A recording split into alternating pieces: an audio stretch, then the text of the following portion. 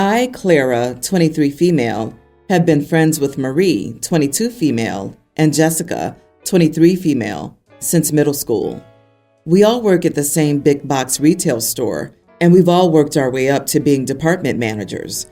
We see each other almost every day and share many personal details of our lives, including discussing bills and budgeting.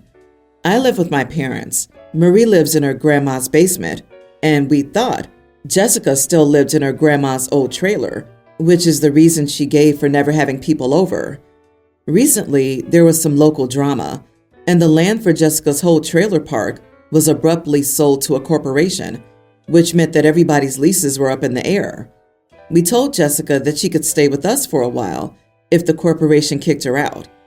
She said she appreciated it, but everything would be okay. Marie's uncle is a lawyer and swooped in to get everyone in the trailer park together for a case. Still, when Marie asked him how it was going and about Jessica, he said he didn't know who that was. So I did a public record search and discovered that Jessica had bought a $250,000 house and land outright 6 months ago. After we asked, semi-jokingly, if she was a drug dealer, Jessica admitted that she won about $700,000 gambling 2 years ago, and she didn't want to tell anyone. Marie and I were upset, and I told her that she not only let us worry about her living situation, but that we had commiserated with her about everything from our tires going bald to couponing for food to fighting hospitals about medical bills that weren't right. She countered and said that she's not set for life or a millionaire and that I shouldn't be looking her up online anyway and being nosy. Am I the idiot? Edit. I do not want her money and have not asked her for money. At the time, I told her I didn't like that she commiserated with Marie and me about things like, for example, finding a quarter behind the vending machines, being stressed out about a medical bill, or just waiting just a little longer to get new tires because ours were bald when she knew she was flush with cash. And Maria and I thought we were all in the same boat. I'm mad and jealous my friend is doing better than I am. I invaded her privacy and involved myself in something that had nothing to do with me. How am I the idiot? Seriously? Get a clue. You are the idiot for searching for your friend and thinking it's any of your business to confront her about her finances and not accepting her explanation. You're not being a good friend. Yeah, what kind of friend immediately tries to search public records for information instead of just asking, hey, aren't you in the lawsuit thing? Marie's uncle's doing that for the trailer park. Hopefully she's broken off this relationship. If I were Jessica, I'd feel really violated by that. That was next level snooping. She doesn't have to justify herself to you. Other people's finances are not your concern. She knew her having money would change y'all, which it did, so she kept the money secret. Yep, sounds like Jessica picked up on your intrusive nature and decided not to tell you about her good fortune with the winnings. OP, your entire issue is that your good lifelong friend listened to you talk about money problems, and if you'd known she had money, you would have excluded her from these conversations. Or would you have expected a friend to say, I know what, I will get you the new tires. This is what OP wants us to believe. She wanted to say, all the time she could have paid those bills for us, because the alternative to commiserating is offering money. So she's annoyed that friend didn't offer money, because what was the alternative? In fact, this is exactly the reason that people generally should not tell their friends if they win the lottery or have a sudden windfall. People treat you like crap if they find out you have more money than they do and expect that your money will become their benefit. All she wanted to do was keep her friends. If anything, it was thoughtful and kind of her for still commiserating with you. She isn't obligated to give you money to solve your problems just because she has money. I'm the middle child of 3 girls. My older sister, Kate, 29, then me, 27 female, and then our younger sister, Amy, 26. Kate and I had a good relationship as kids, and so did Amy and I, but Kate always disliked Amy. I believe part of the reason is she felt embarrassed about Amy's speech issue. Amy's had trouble with her speech since she was a child. Some sounds she cannot make the same, and some she's trying, but they come out differently than others would say them. Her own name is an example. She says it like Amy instead of Amy, when we always say it as Amy. She did speech therapy as a kid, and she had an IEP in school, but her speech issues never fully went away. This was always something Kate hated, and she hated hearing Amy talk. I always told Kate it wasn't Amy's fault, but Kate was just never fond of Amy. I don't want to say she hates Amy, but it sure did seem that way at times. Kate had her first baby a few weeks ago, and Amy's had difficulty saying her name. It doesn't sound the same when she says it, but clearly she's trying. And I know she's self-conscious about it, so she tries not to say the name. She told me it's not like she'll be allowed to be much of an aunt anyway, since Kate never liked her. We were at our parents' house over the weekend, and at some point, Amy said our niece's name. Kate got super angry with her that she didn't say it right. She told her that was why she never liked her. She was always rude and couldn't even put effort into saying names right, and how glad she was that she won't be around her daughter much to influence her. And who knows, maybe she just won't know who she is at all. She'd be happier that way. Amy was so upset, and I was so mad at Kate. I told her she's such a bully to Amy, and she knows Amy isn't intentionally saying the name wrong. She can't help it. I told her she should be more understanding and less of a bully. Kate could not believe I was being so harsh. She also couldn't believe I would side with Amy over her. I don't feel bad for defending Amy, but maybe I went too far. Kate said so. She told me she would never have called me a bully, no matter what, and that I had chosen a side that was wrong to do. Am I the idiot? Not the idiot. You're 100% correct in what you told Kate. The fact Amy can't even say her own name as you all do is proof.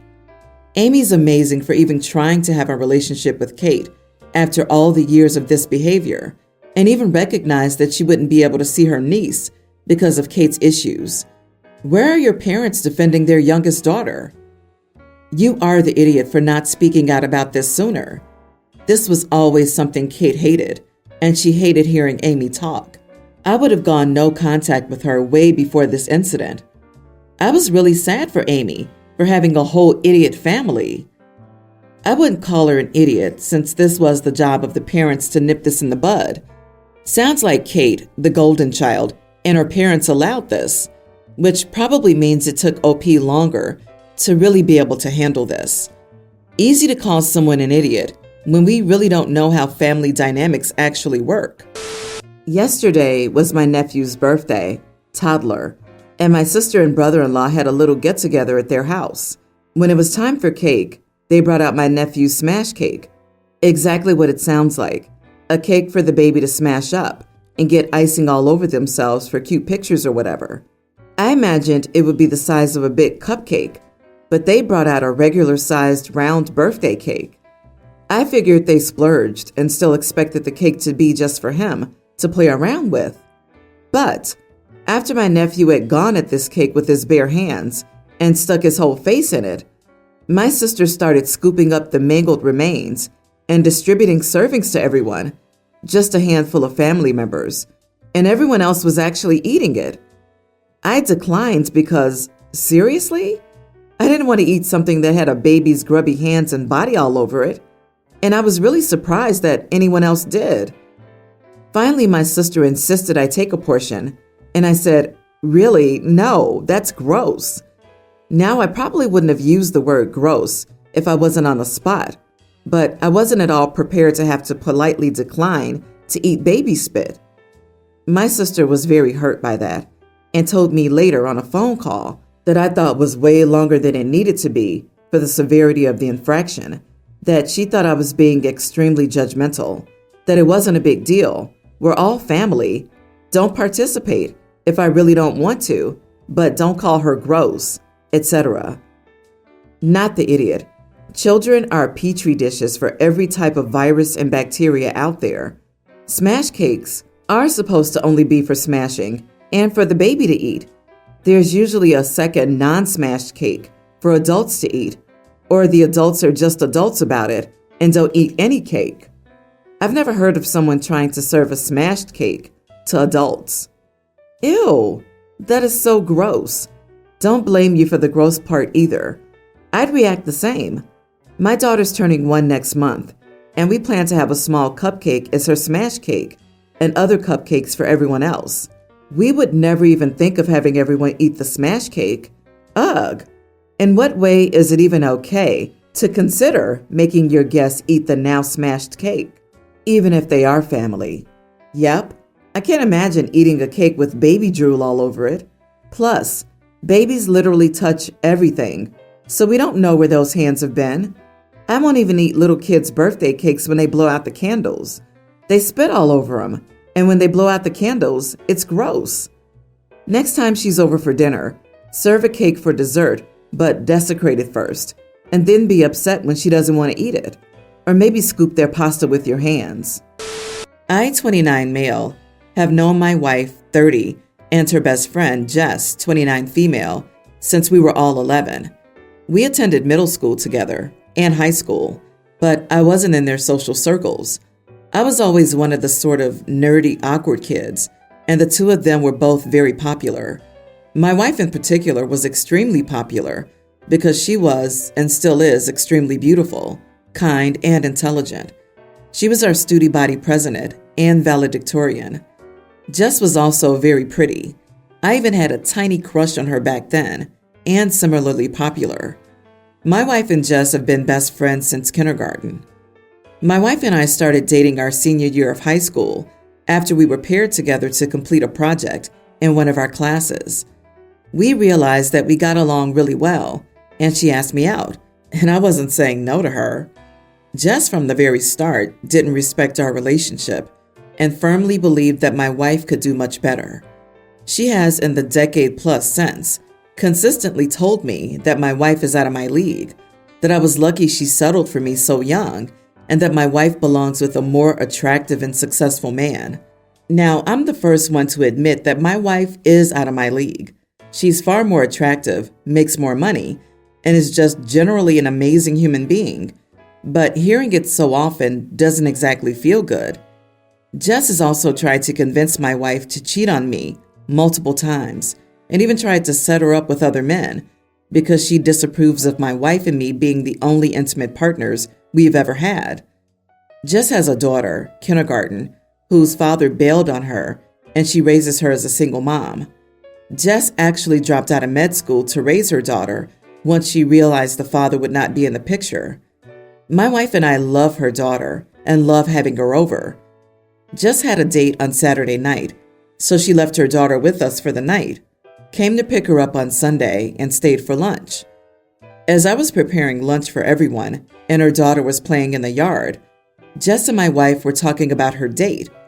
Jess was going on and on about how attractive this guy was, how good he was in bed, and all of the details, but I just ignored it. Jess then looked at me and said, "You're lucky you locked her down when you were so young, before she knew that there was better out there," and then turned to my wife and offered to give the guy her number in case she wanted to try him out. I got really angry at this point, so I just said, "I doubt you know anything about better, since your taste in men is why you're a single mom and not a doctor right now."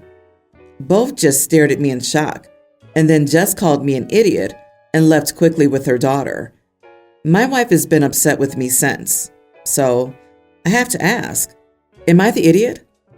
Not the idiot. Your wife is the biggest idiot. She's allowed Jess to talk down to you for years and done nothing. You deserve better. You are out of her league.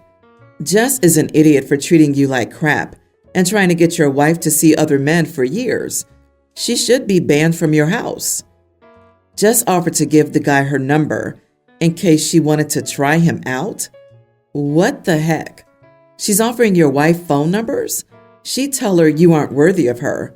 She's a homewrecker. Always has been. Dude, your wife is playing you like a fiddle. This is just horrific to watch. And you're going to apologize to her for attacking, insulting, putting you down, and encouraging your wife to sleep with various guys? You assume she cares about how you feel. She doesn't, unless it's enjoying your misery. Given that the wife is willing to indulge her friend and talking about hooking her up with a guy in front of her husband, it might not be OP's problem in the end, and actually could be grounds for divorce. Actually, I'd divorce a husband and buddy who pulled this stunt, and I wouldn't have waited 10 years to do it. You deserve better, OP. Update. Am I the idiot for telling my wife's friend that her taste in men is the reason she's a single mom? My wife acknowledges that what Justice said was inappropriate, but thinks that what I said was unnecessarily cruel. It was always Jess's dream to be a doctor like her dad, especially after her dad passed away, and now that's never going to happen. Part of the reason why I feel so strongly about this is that we recently found out that my wife is pregnant. We haven't told anyone yet, so Jess doesn't know, and my wife wants to make Jess the godmother. I personally don't want my kid to be raised by someone who thinks so lowly of one of the parents, but maybe that's just me. Jess has commented in the past about my kids being ugly because they're going to look like me, and has said that our kids will look weird because my wife and I make a weird mix. So, yeah. I talked to Jess. Yeah, everyone said not to apologize, but honestly, sometimes you can acknowledge that you did something bad, even if the other person also did a bad thing. And yes, what I did was bad. Part of the reason I posted here in the first place was that I was feeling guilty about it because I knew I'd been overly mean to her, and I was hoping that this post would make me feel less guilty. That didn't really work, unfortunately. So yeah, I was going to call her to apologize, but Jess actually beat me to it. Apparently, my wife had texted her and told her how I felt about everything she was saying, and that led to Jess deciding to talk to me myself. Honestly, I'm pretty impressed because my wife showed me the text, and my wife didn't actually even tell Jess to apologize, so she did that on her own. I do believe it was genuine, especially because when she called me, Jess sounded pretty distressed. So she apologized profusely, actually. She said that she really didn't mean for me to take it seriously, and she felt really bad when my wife told her. I talked to her for a long time and basically detailed everything she'd done to disrespect me and our marriage and how I felt about it. She apologized for it all and said that this was how she was with all her friends. She told me all about how she would frequently tell my wife that she'd steal me from her and that she'd set me up with another woman that she knew. I told Jess she needed to stop that too. It wasn't right directed at me, and it wasn't right directed at her. She accepted that.